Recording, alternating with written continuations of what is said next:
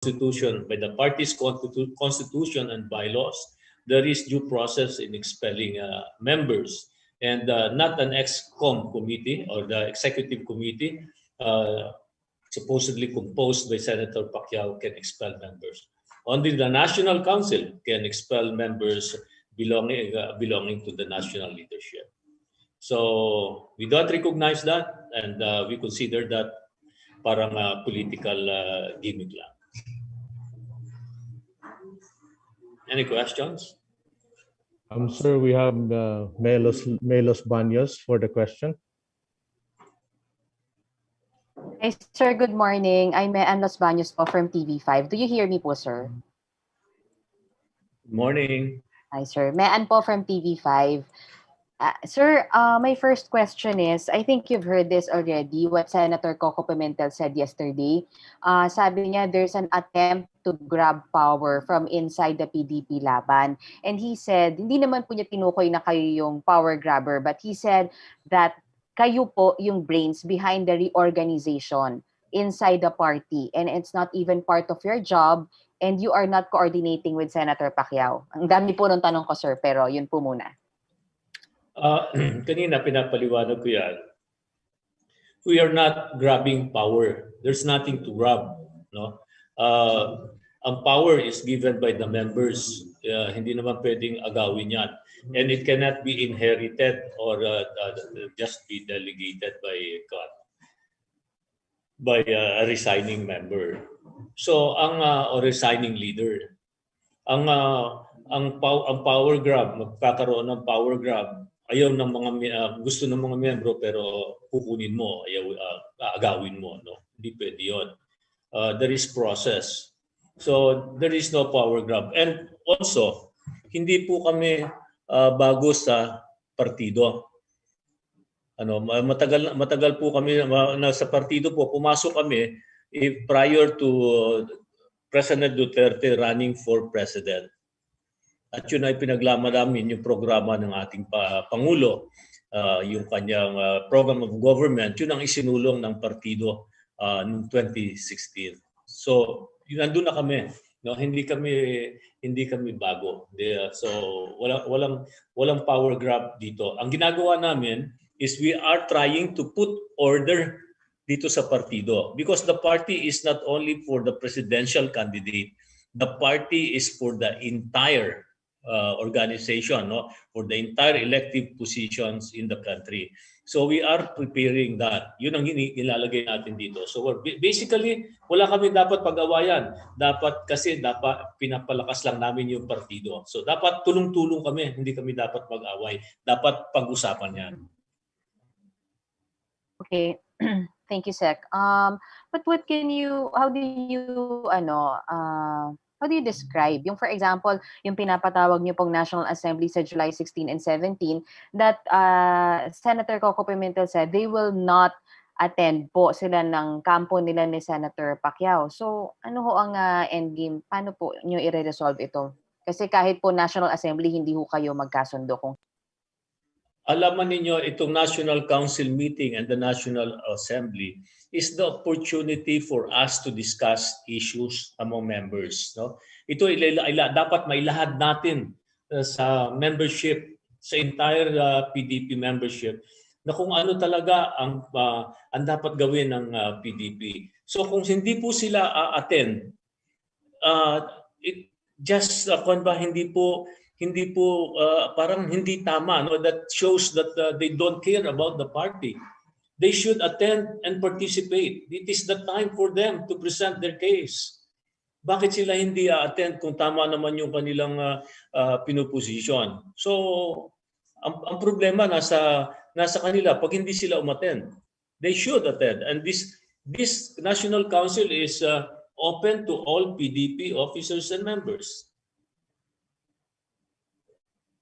And Sec, speaking of yung sa National Assembly po, parang ang sinasabi po, parang kaya daw may attempt to grab power kasi mukhang magkakaroon po ng election. Can you confirm, Sec, na magkakaroon ho ng election of new officers sa July 16 or 17 po? And thus, yun yung sinasabi ni Senator Pimentel na nagre-reorganize daw po kayo ng party sa loob. Na meron tayong party constitution and bylaws, no? Ang sinasabi sa ating party constitution and bylaws, ang term ng officials is 2 years. No? Every 2 years we should have our election. Ngayon napakadaming taon na nagdaan na hindi tayo nagkaroon ng election. So bali kaming lahat are acting officers. Ngayon, si Senator Coco nag-resign bilang isang pagkapangulo ng partido. And ang na-point is si Senator Pacquiao. So para may saayos yan, para magkaroon ng mandate, dapat humingi tayo ng mandato sa mga miyembro. I-subject natin ang sarili natin sa election. And that is what will happen in July 17.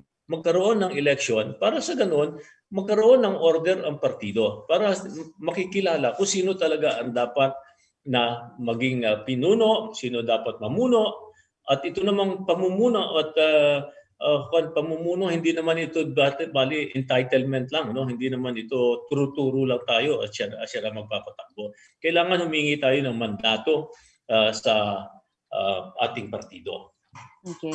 A few more, dalawa na last two questions from me. Sec, pasensya na po, medyo marami. Kahapon po natanong din namin kay Attorney Matibag. May sinasabi po kasi si Senator Pimentel that you are doing all this reorganization because you have your own presidential bet. And so far, when he is asking you daw po, hindi kayo nagsasabi. So it's sort of secret daw po yung presidential bet ninyo. Sa amin, wala po kaming sinasabing presidential bet namin. No? Baka po si Senator Coco ang meron pong presidential bet that would like to impose to PDP members. No? Kami po, ang PDP po, wala pa pong presidential candidate o napupuso ang presidential candidate. Ang napupusuan po namin, na gusto namin ay tinutulak po ng partido, is para sa kay Pangulong Duterte na tumakbong Vice Presidente sa 2022. At sinabi na po namin yan kung bakit namin siya itinutulak at hinihinging tumakbo bilang Vice Presidente sa 2022. Yun po ang agenda natin. Sorry, follow up lang doon. Is that what you feel, Sec, yung sa inyo pong grupo, no? Na nag-i-impose si Senator Coco ng presidential bet niya, and that is Senator Pacquiao. Is that what you feel? Meron kasing proseso no. Hindi naman pwede dito sa partido ang impose natin yung ating you will, no. May proseso ang partido. Remember that the party practices the principle of democratic, participative and consultative leadership, no po. So kailangan makonsulta ang partido. And kung sino man ang gusto pong tumakbong pagkapangulo na miyembro ng PDP, masubject himself or herself sa process ng partido. May proseso po 'yon para maging pangulo ng partido. Ganun din po kung gusto natin maging presidente ng Pilipinas, subject ourselves to the process sa election. Okay. Sec, sorry, alam ko maraming pang magtatanong. Last na lang po sa akin. What do you say po sa sinabi ni Senator Pimentel na ang possible daw pong compromise is Pacquiao Duterte? Since meron daw po kayong bet for VP and that is President Duterte and si Senator Pacquiao possible pong tumakbong presidente, will you be open to support that? Sa ngayon po, ang posisyon ng partido is to convince the president to run for vice president in 2022. Ngayon, kung isusulong nila na si Senator Pacquiao ang maging katandem, yun na nga ba sinasabi ko ng mga nakaraang araw na sinusulog na nila ang bahay, sinusulog na nila ang kanilang mga tulay, paano pa sila babalik? What do you mean by that, sir? Sinusulong nila ang bahay. Kasi sabi nun, kasi ang tinutulak ng partido, kami po sa partido, wala pa po kaming presidential bet. Wala pa po. Ang tinutulak lang po namin is ay Pangulo para Vice Presidente. Okay, yun po. Noong po itinutulak yan ng partido, ang ginawa po ng ating Senator Pacquiao, imbis na nakipag-usap sa partido, nag-press con po at kinagalitan kami. Kung natatandaan po ninyo yon, no? So at doon nga po we were berated, and bakit daw, bakit namin ginagawa yon? Ngayon kung i-offer nila na mag-tandem sila ni Pangulo, siguro kausapin nila si Pangulo kung tatanggapin, kung acceptable ba ang leadership ni Senator Manny Pacquiao sa Pangulo. Okay. All right. Thank you so much, Sec. Salamat po sa inyo. Next is Ms. Camille Alimia. Ando? Hi, sir. Hi, sir. Good morning po. This is Camille Alamia po of Rappler. Hi, Camille. Good morning po. Sir, tanong ko lang, saan tayo dadalhin ito? Kasi it seems like you have your own rules and the other faction also has their own rules. So do we expect this reaching the Supreme Court? And are you ready to fight it all the way there? Ma'am, there is only one rule, no, and that is the Constitution and bylaws of the party. Yun po sinusunod natin. Isa lang po yun. Pero sir, both factions are claiming na they're following the rules. So paano to kailangan ng outsider to settle it? Do you see this being settled by COMELEC or Supreme Court or something? Kasi ang gulo eh. Well, sa atin po, kaya nga po idudulog natin yan sa membership, no? It's the body, the PDP membership that would decide on that. Kaya nga po tumatawag tayo ng National Council and National Assembly para once and for all pag-usapan.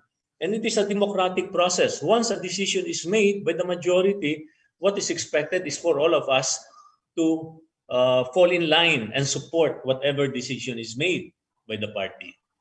Sir, kasi just to follow up, kahit na sir kasi mag-National Assembly, so far, it looks like they will not accept whatever it is na kalabasan ng National Assembly. So where do we go from here? Well, in the National Assembly, the majority will decide, no? Ngayon, if the minority, if those that are not opposed to it, wouldn't accept that decision, they have two options. You know? Continue the struggle or leave the party. Sir, just another question po. Former President GMA is still a part of PDP-Laban. Advisor po ba siya ng grupo ninyo? And ano pong sinasabi? Si former President GMA po is a member of PDP-Laban. Ano pong role niya dito? And have you consulted her, yung grupo po ninyo dito po sa ongoing struggle na ito? Well, she is a member of PDP, but she has been. We have not talked to her about the things that are happening. But I'm sure she is following it through the news, and if she has something to say, I'm sure she will bring it up to us. Thank you, sir. Thank you, ma'am. Mr. Gas, next. Hi, sir. Good morning. Sir, Shari Torres, ABS-CBN. Yes, ma'am. Sir, morning po. Sir, paki-clarify lang. Bakit may proseso kayo sa pagpili sa president? Pero sa vice president po, wala. Automatic na yung kay President Duterte because of the resolution. Paano? Sir, bakit po may proseso ng pagpili sa pagkapangulo, kagaya ng sinasabi niyo kanina, pero sa pagka-vice-presidente, automatic na si President Duterte na? Ito po ba ay dahil sa resolution? Kahit anong posisyon, merong proseso. Merong proseso, not just for the president or vice president, but including the local position, may proseso po yan. Sa chapter, sa council, merong proseso on how to choose a candidate. Ngayon, dito sa pagka-vice-presidente, ganun din po. Kaya lang, ang naging proseso nga po, ang mayorya, nanawagan agad. Ang mayorya, campaign for it. No, so the voice of the party, the voice of the members are were presented to the president. Ito panawagan. Okay. Sir, maliban kay presidente, walang ibang pangalan na lumabas for vice president? Wala. Wala po. It's the unanimous clamor of the party members for the president to run for vice president. And we just presented it to the president.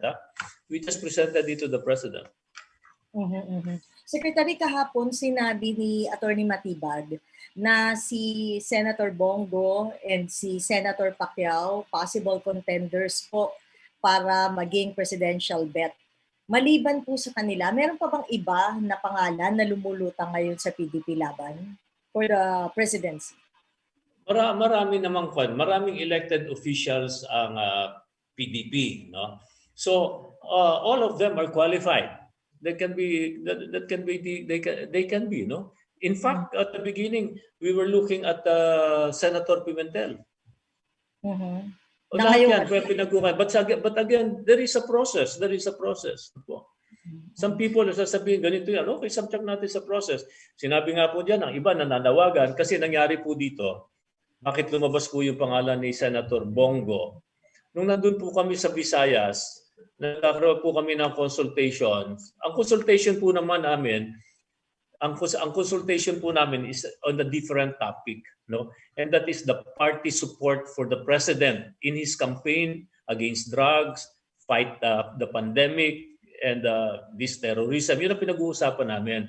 Pagkatapos namin mapag-usapan yun sa Cebu, lumabas ang resolution, kailangan magkaroon ng continuity. And to ensure continuity, ang nakikita is for the president to run for vice president. Ganon ang lumalabas sa ganon. Tapos ngayon, biglang nagkaroon ng mga ibang partido, nagsabi, sino presidente? Wala pa. Let the president later on decide kung sino. Ang iba nagsasabi, Bongo.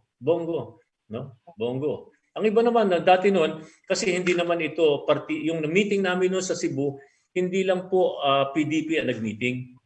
Kasama po ang other parties. So nung nag-meeting kami ng other parties, ang sinasabi naman ay iba, Sara. No? So, it's a free expression. Kaya lang, ang sinagbit naming resolution, because alam na mami ko yun, yung kay Pangulo lang na tumakbo siyang vice presidente.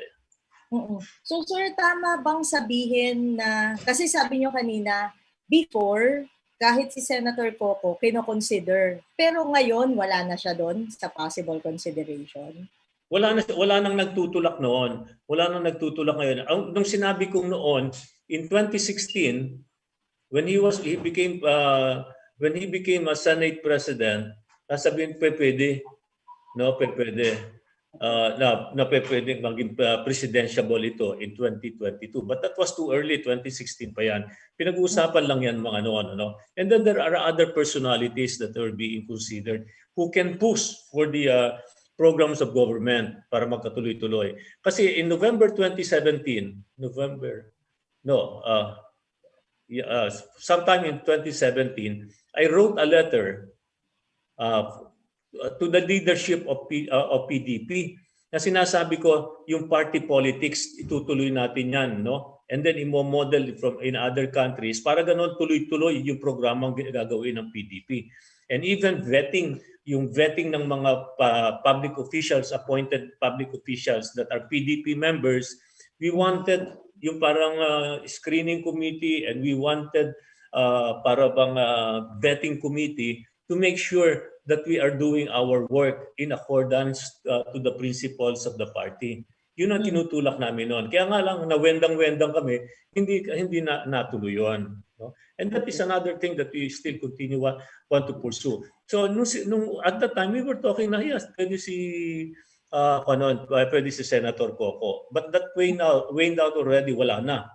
Nawala na yun. No? So ngayon, wala kami pinag-uusapan kung sino pa ang magiging pwede na Pangulo. No?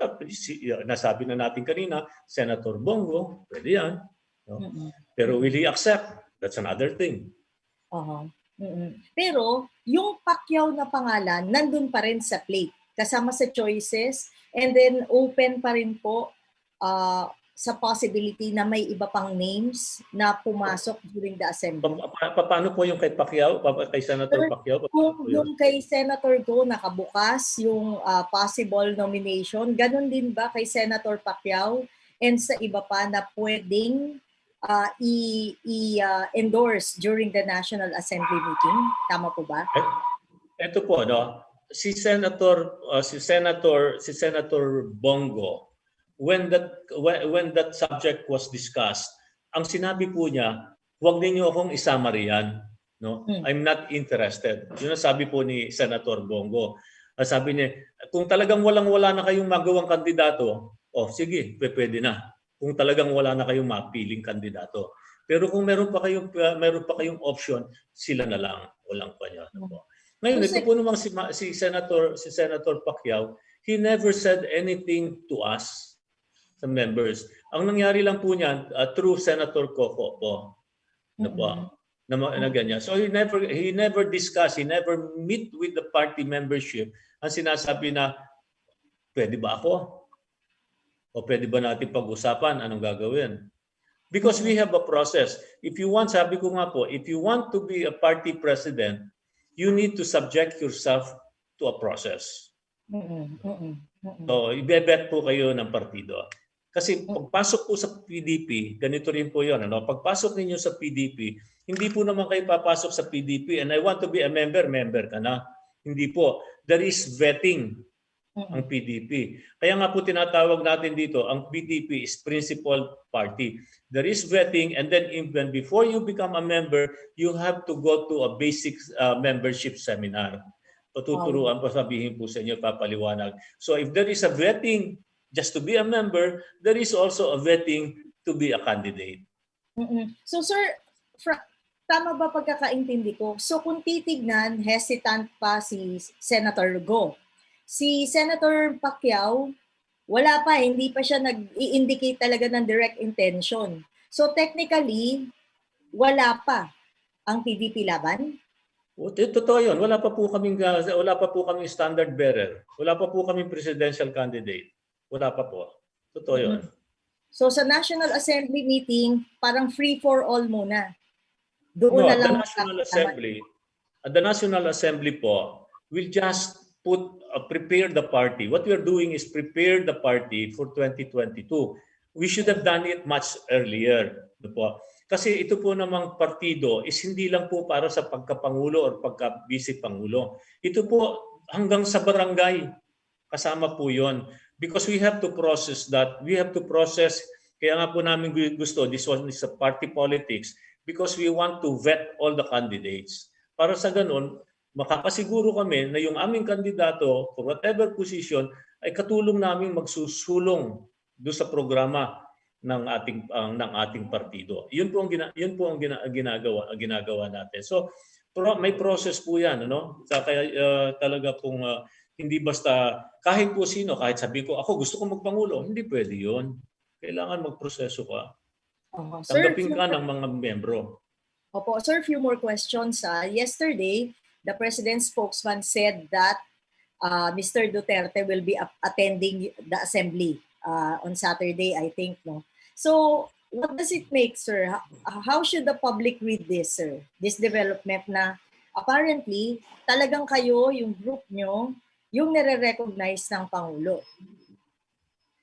Ang naman, hindi lang ang Pangulo, no? Ang hindi lang Pangulo ang nagre-recognize because ang sa akin po isang regular member din lang po ako na nagpapatupad lang po ako ng certain katungkulan. Ang sa akin po my authority, my power is emanates from the people, from the members. Kasi sabi nga po natin dito, para lang po akong saranggola. Pagka hindi po ako sinuportahan ng miyembro, wala rin po ako. Sir, kasi kahapon din or in one of our interviews, sinabi po naman ni Senator Coco na yung mga ayaw mag-recognize talaga sa consti and bylaws ng party na sinulat niya, umalis na lang kayo. Yung tanong kasi kanina rin ni Camille, sir, no? Parang yung likelihood na eventually magkikita kayo ng camp ni Senator Coco sa COMELEC contesting the legitimacy of each other, di po ba? Kagaya nung 2019 na nangyari din sa PDP-Laban.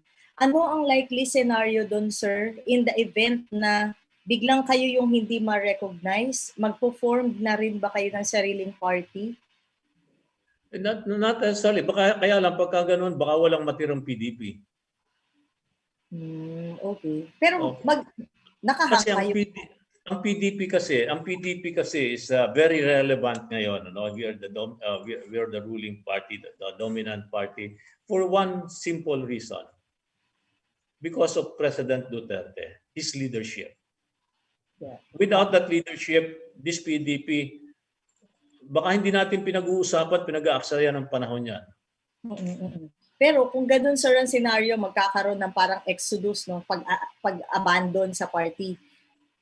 Do you still care na wala ayaw nyo sa amin No, ang sa amin, we value our party. It's very important to us because we believe in its advocacies, we believe in its principle and the ideologies. Naniniwala po kami diyan, ano? And ginagalang po namin ang nagpundar nitong partido na ito na si the late Nene Pimentel. No? And we want to preserve that legacy. Even the Pangulo recognizes that. Pero kaya lang po, if there will be few members that will be trying to destroy it, mahirap po 'yon. And not because po naman not because naman po let's say I'm related by blood to the founder, it doesn't give me an entitlement to the party. Okay. Sir, last na lang sir ha.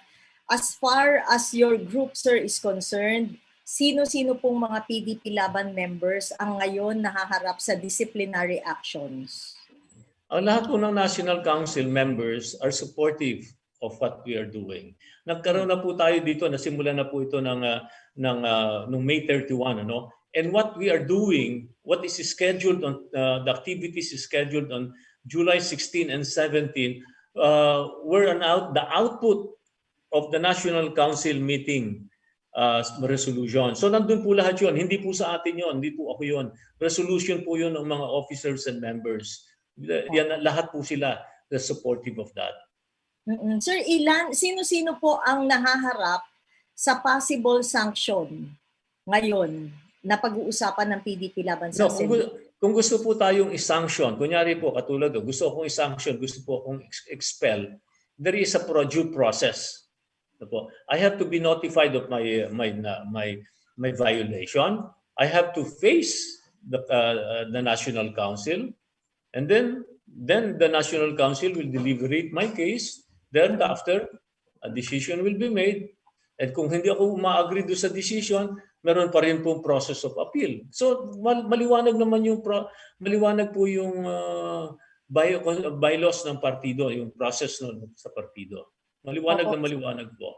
Secretary, sorry, i-clarify ko lang po. Kasi po yung interview namin previously kay Attorney Matibag, minention niya na, well, aside from yung resolution na nagko-complain sa naging behavior ni Senator Pacquiao, meron din daw possible investigation kay Attorney Lutgardo Barbo and some other members. Tama po ba? What they can do is present it to the National Council, no po. Wag nilang i-present just to for media mileage. I-present nila to the body that will be able to make the decision and conclusion, and that is the National Council. No? Yeah. Yun lang ang dapat ngayon kung pagtatalunan po lagi, kaya nga po ayoko sana mamarap dito hindi po ako sumasagot dito sa media because I believe that the proper thing is to discuss it within the party. Okay. Secretary, thank you po. Maraming salamat po. Salamat po. Thank you, Mr. Torres. Next to ask is J.Y. Sandra Demando. Thank you. Hi, Sec. Good morning. Good morning, ma'am. Sec, follow-up ko lang yung mga naunang question. So, pwede rin po kaya, is it a possibility that you will just adopt someone like a presidential candidate from outside the party? Yan may proseso rin diyan, ano. Tandaan niyo na nung ang tumakbo na may tumakbo na hindi PDP during the time of not the time of ERAP, no. Pero there were guest candidates by PDP, but wala po kami napapag-usapan na ganyan eh, na mag-adapt. Ang una, will the candidate, if you're referring to a candidate, siya ba ay willing to become a PDP? Yun ang first question eh. No? If, for example, you ma'am, you want to run for an office, do you want to run under PDP or not? That's the first question. Especially if you're a popular leader. Kung ikaw popular leader, ikaw nga habulin ng partido. Pero ikaw ba, tatanggapin mo ba? Mahirap yun. Yes, sir. Kasi po, syempre, parang it's logical, no, na a ruling party would want someone from the PDP to be the standard bearer. You know, Ma'am Sandra, they are just creating their own problem because it's not being discussed at PDP na mag-a-adapt ng isang kandidato outside of the party na when we have material candidates within the party. Uubusin muna namin siguro yung aming potential candidates bago kami tumingin sa labas.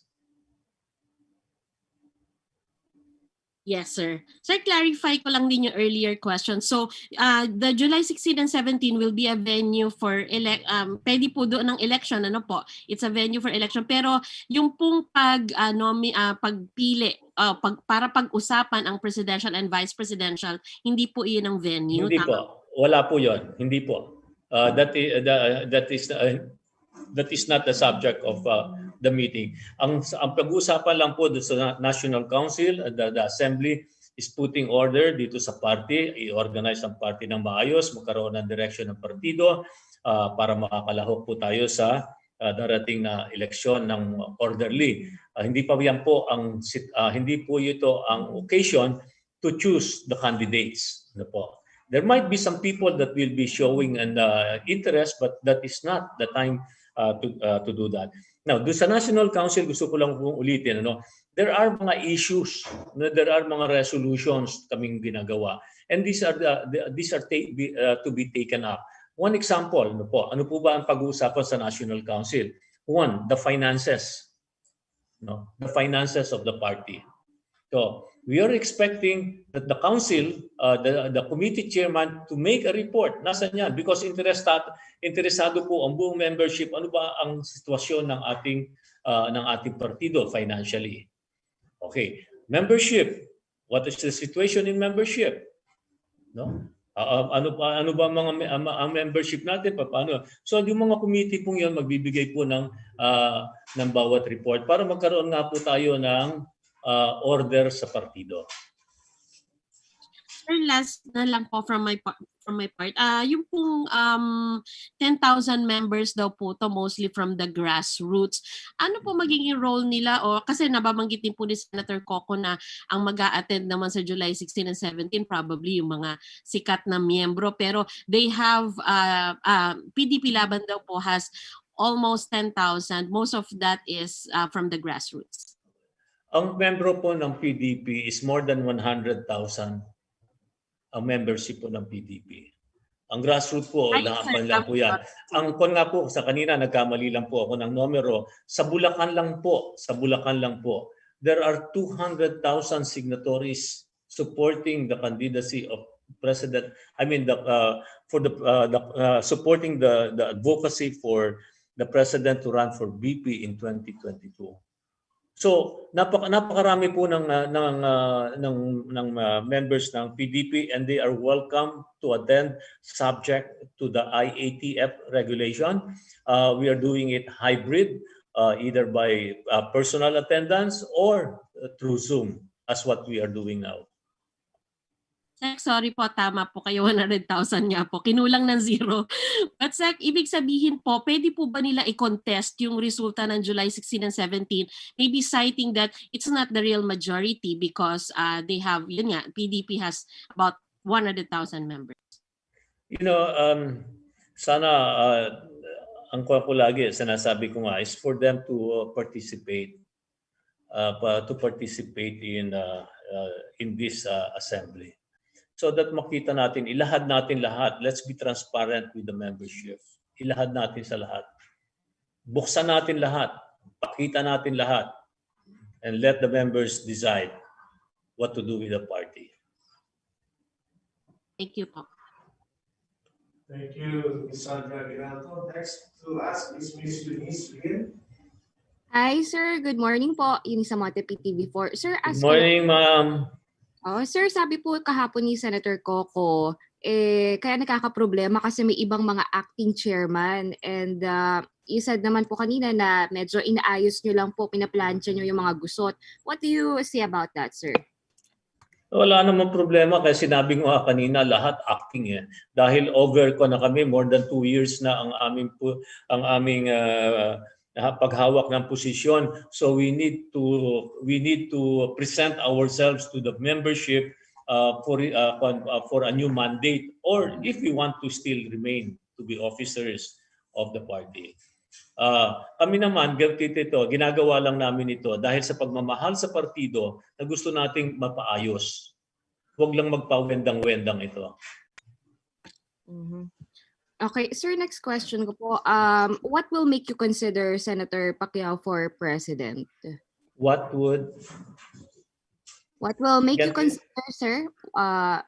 What will make you consider, sir, Senator Pacquiao for president? If continuity po yung basehan niyo po natin.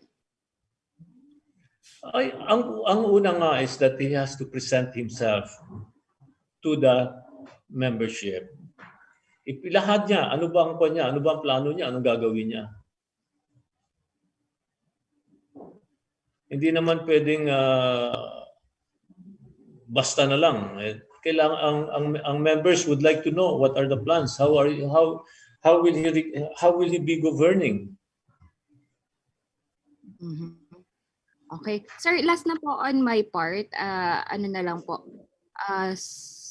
What's the possible scenario, sir? Like, most likely, di ba sabi ni Sen Coco, hindi sila pupunta sa July 17. So, ano po yung nakikita niyo pong scenario after that?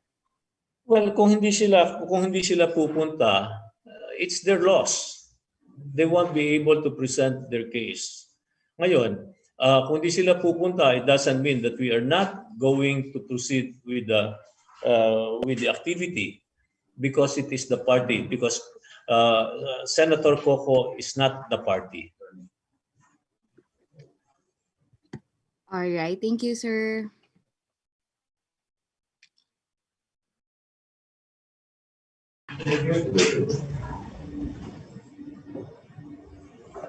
Hello po, Secretary. Good morning po.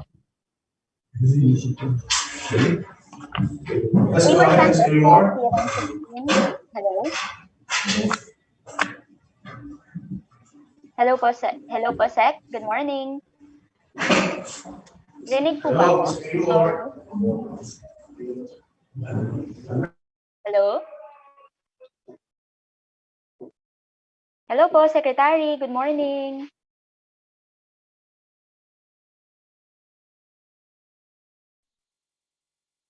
Hello po, good morning. Do you hear me po?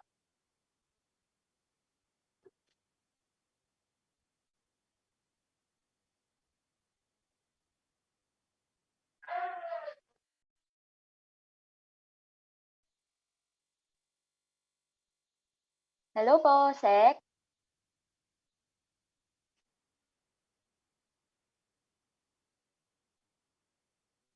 Hello, naririnig po ba ako?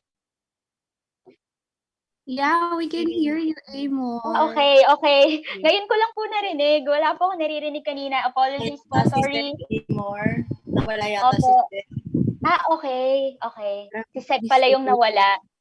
Akala Internet. ko nawala na ako. Actually, ikaw na yung naging host. Nakita ko kanina. Oo nga eh. Bakit ba? Minute mo Hindi ko. namin alam. Ano nangyari? Pero Ganun nakikita sila. ko si Sec. Nakikita ko si Sec. Wala na Nakita on. mo- talaga? Wala yata. Oo, wala siyang audio. Ay, oo nga. Parang na-disconnect siya. Yes, ma'am. I can hear you now. Ayan. Okay po. Hello po, Secretary. Good morning. I'm Amor Santos po of CNN Philippines. Good morning. Good morning, sir. I'll just like to clarify po, kasi kanina, sir, na-mention niyo po na ang problema is sinusunog na nila yung bahay. Paano pa sila babalik? Referring to Senator Pacquiao's group. Are you saying, sir, with those words na imposible yung Pacquiao-Duterte tandem for now, given the circumstances? You know, sabi nga natin, kung ikaw ay miyembro ka, kasama tayo, magkasama tayo, you don't speak bad yung mga kasamahan mo.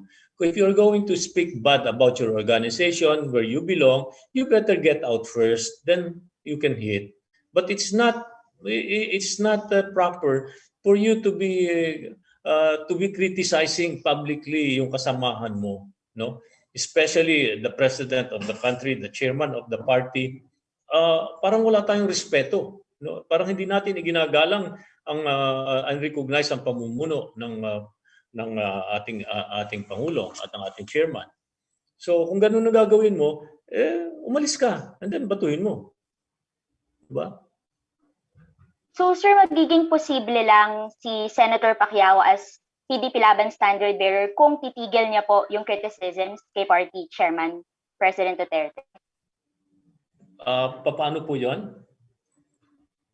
Are you saying, sir, na possible lang yung Pacquiao-Duterte tandem kung isa-stop po ititigil ni Senator Pacquiao yung mga criticisms against the administration? At the present condition, that prevailing, I don't think that is possible.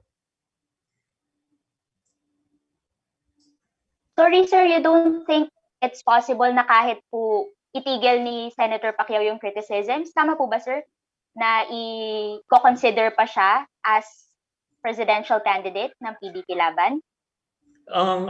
Kailangan niya, ang magdi-decide niyan is ang membership. No, he has to present himself to the body and discuss his position, why he should be chosen as the presidential standard bearer. He has to convince the body. Opo.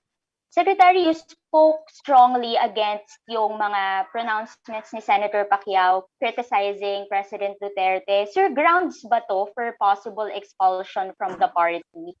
You said in an earlier interview na si Senator Coco po won't be expelled. Medyo you don't see that happening. But how about Senator Manny Pacquiao po? Expelling a member from a party has a process. Okay? There is a process. That's why when the Bulacan chapter filed a complaint against Senator Pacquiao for criticizing the president, for speaking ill about the president, what we did was to present that complaint to the National Council for investigation, deliberation, and hopefully to make a decision. No? So ganun ang ginawa natin, and that is being processed now. That's being discussed. Sir, ongoing na po yung investigation kay Senator Pacquiao? We submitted that complaint in May 31. May 31 to the National Council. I just don't know what the status is. But there will be a report on that coming July 16. Because they are all expected, all the committees are expected to render their respective reports. So, sure po, nakasama sa agenda on July 16 or July 17 itong resolution ng Bulacan chapter to investigate Senator Pacquiao? Yes. But ang ko naman dun is that investigation is not to expel, but investigation on the accusation made by Senator Pacquiao. Can you clarify po, sir, paano pong investigation to the accusations? Kasi nga po nagkaroon siya ng mga accusation against the president, no? So we submitted that to the National Council, and the National Council will be investigating it. And I don't like to preempt what the National Council will be deciding. But sir, the investigation, ang possible na end po nun, ang possible na results is to decide on whether to sanction po si Senator Manny for his statements against the party Question of chairman. possibility, it is possible. Okay po. Sir, last question na lang po for me. How about Mayor Sara Duterte po? Tama po ba na you will only consider her as PDP-Laban presidential candidate if wala nang iba from the party ang gustong tumakbo? Ganun po ba, sir? Ang tanong ko nga po dito, ganito. Will Mayor Inday Sara be willing to run under PDP? Ano po? Kaya hindi po natin alam yun kung if she's willing to run under PDP.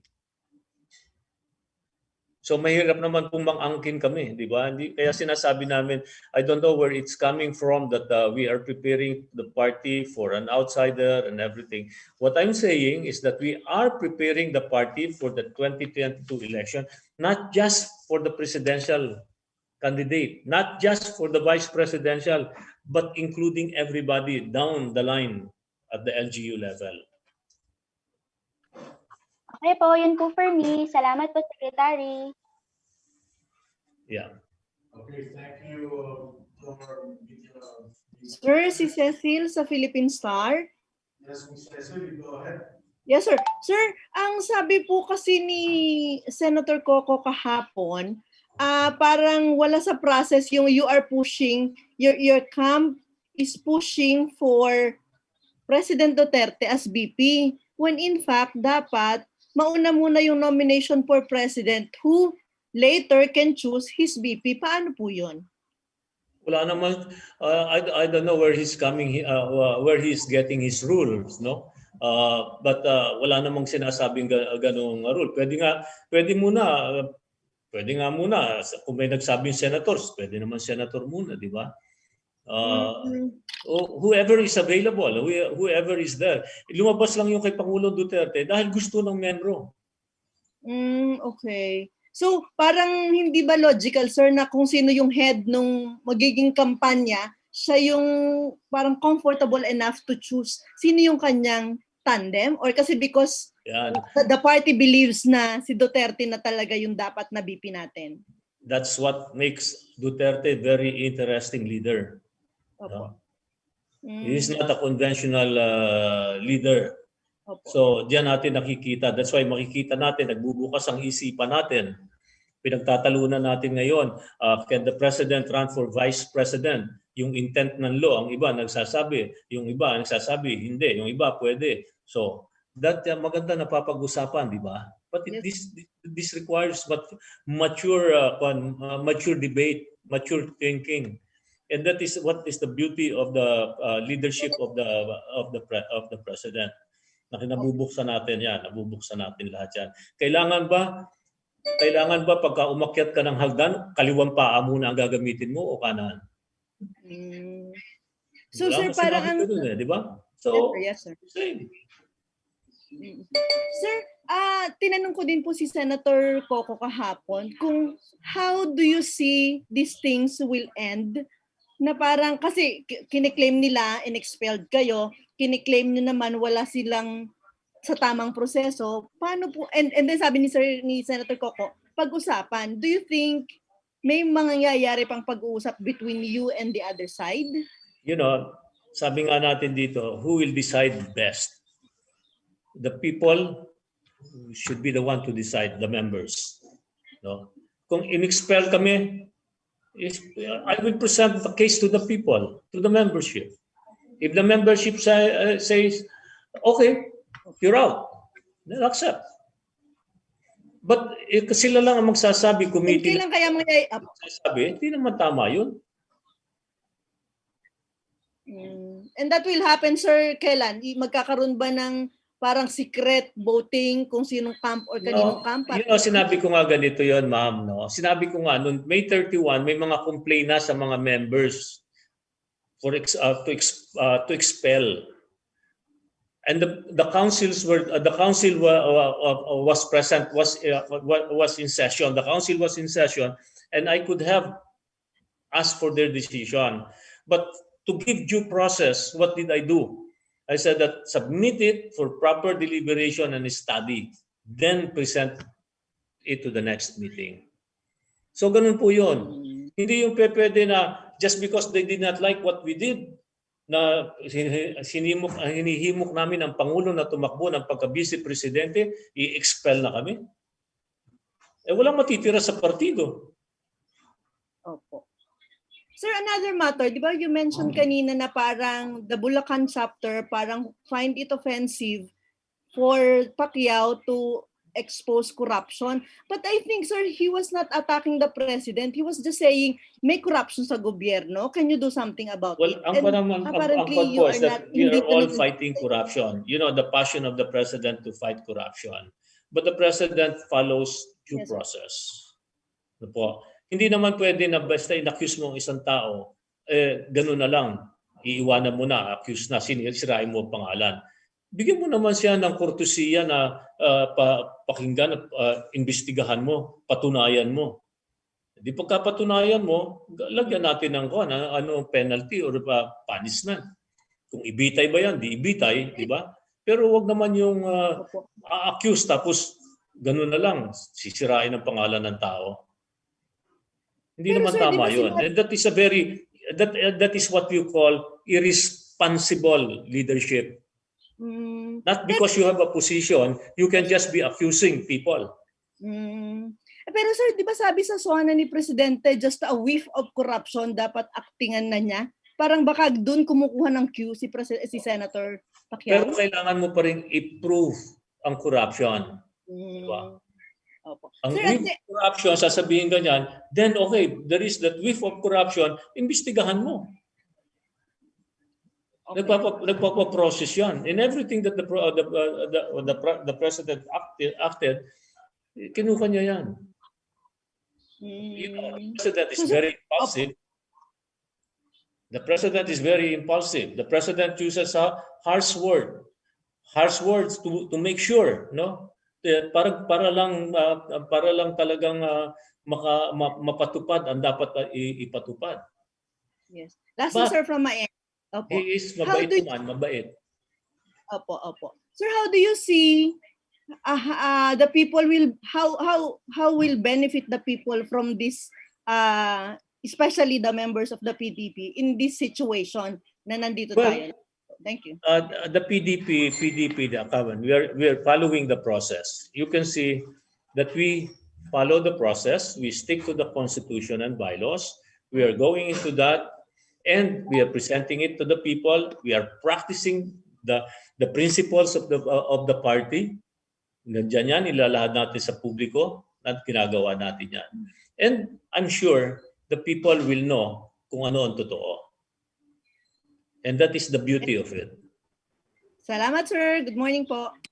Great. Thank you, Mrs. Celia from the Philippine Star. DJ, you're next.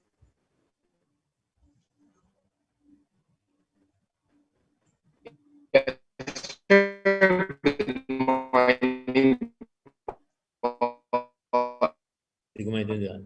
DJ, can you check your signal? Hello, DJ. DJ Yapo from the Inquirer. Parang wala, parang for candidate. Hello? Yeah? Yeah. Question lang po. Your secretary, you said na yes, parang for now, you're malinaw po ba? Yes, go ahead, DJ. Yeah. So regarding the selection po for the presidential candidate of PDP-Laban, ang sabi niyo po kanina, for now, you're not considering outsiders dun sa mga choices nyo for president. Pero at the same time, yung pong May 31 resolution na nilabas ng PDP-Laban says na you're pushing the president to run for vice president, and you're also asking him to choose his vice president. So in a scenario where when he chooses an outsider, ano po ang magiging action ng PDP-Laban? Okay. When we said that let the president choose his running mate or his president, we're saying we are assuming that we have candidates in the party. We have available materials in the party, no? Because the president would like somebody that he will be able to work with. Okay? So, ngayon, kung ang mapili ng presidente hindi taga hindi taga PDP, no? Hindi taga PDP. There is a process for that. He is still going to subject that to the process, and the party will make the decision. So it's not automatic, sir. It's not automatic na whoever he chooses as his running mate will be the PDP-Laban candidate. Yes. All right, thank you. But as I've said, DJ, kung sino piliin ni Pangulo because siya ang chairman ng partido, siyempre sinasabi ko kanina na pupunta yan sa proseso. Pagkatapos yan, yun ang i-adapt ng partido. Salamat, sir. Thank you. Okay, thank you to our media friends. Mr. Secretary, Vice Chairman, do you have any parting words?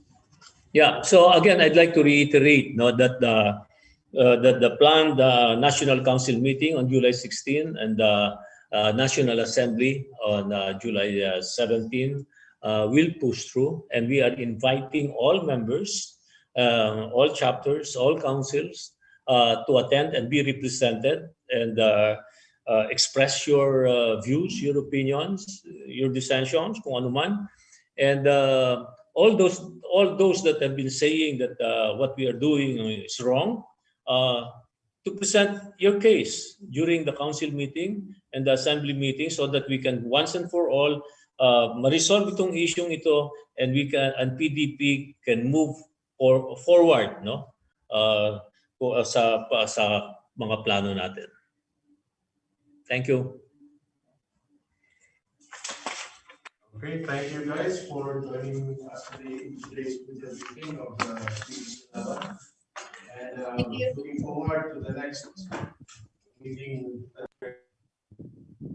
Thank you, sir. Thank you, sir. Thank you po. Thank you po. Ingat.